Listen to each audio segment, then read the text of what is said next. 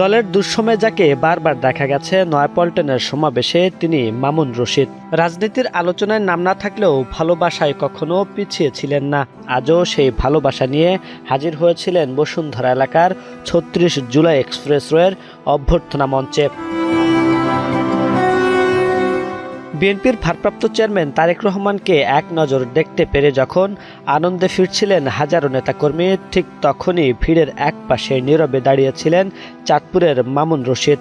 চোখে মুখে ভারী এক আক্ষেপ, প্রিয় নেতাকে আর দেখা হলো না। বিএনপিকে ভালোবাসি, ওকে আমি বিএনপির পরিবার। চট্টগ্রাম মিটিং হয়, আমি ঢাকা চলে যাচ্ছি, ভাই।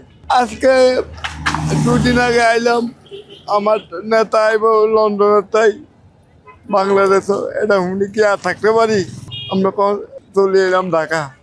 তাই এলো ইনোভার, যেন আপনি লাইফে থাকেন রেডি প্রতিদিন। Innova, designed for now.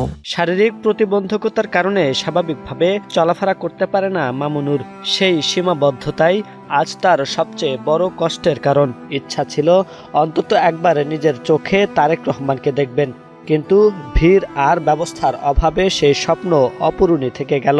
শখ ছিল, কিন্তু উনি তো হাজার হাজার নেতা কর্মী, নিজে হই না প্রতিবন্ধী, বুঝলেন না? এগুলা কিছু হিসাব থাকে।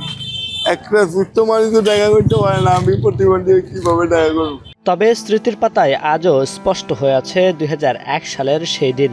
নয়াপল্টনে এক জনসভায় বিএনপির চেয়ারপারসন বেগম খালেদা জিয়াকে কাছ থেকে দেখার সুযোগ হয়েছিল মামুনের।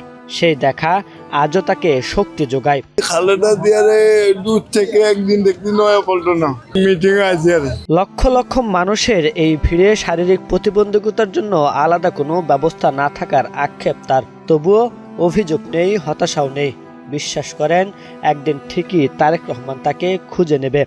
আমার এখানে আক্ষেপের তো কোনো দোকান, ঠিক আছে, আমি ওনারে বিশ্বাস করি, আমার উনি খুঁজি লইব। মামুনুর রশিদ কোনোদিন শিরোনামের মানুষ নন। তিনি সেই নীরব কর্মী, যার শারীরিক অসহায়ত্ব থাকলেও হৃদয়ে রয়েছে অগাধ ভালোবাসা।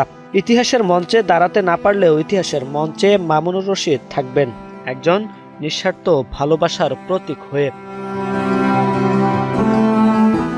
আব্দুল হামিদ, কালের কণ্ঠ।